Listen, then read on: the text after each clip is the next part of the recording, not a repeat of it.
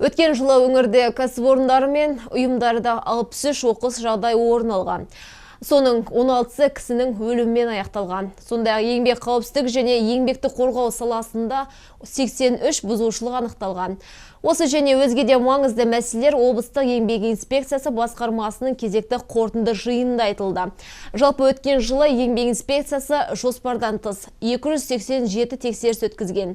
Нәтижесінде 297 бұзушылық тіркелген. Сол себепті де жұмыс берушілерге 7 миллион теңгенің көлемінде айыппұл салынған.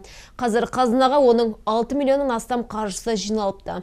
Сонымен қатар басқарма 100 кәсіпорынға еңбек заңнамасын сақтау және қорғау, еңбек қауіпсіздігі бойынша мониторинг жүргізуде. Еңбек жағдайына стандарттарға сәйкес келетіндігі жөнінде декларация жүргізіледі. Жүргізілгеннен кейін сенім сертификатын алған кәсіпорындар 3 жылға дейін тексеруден босатылады.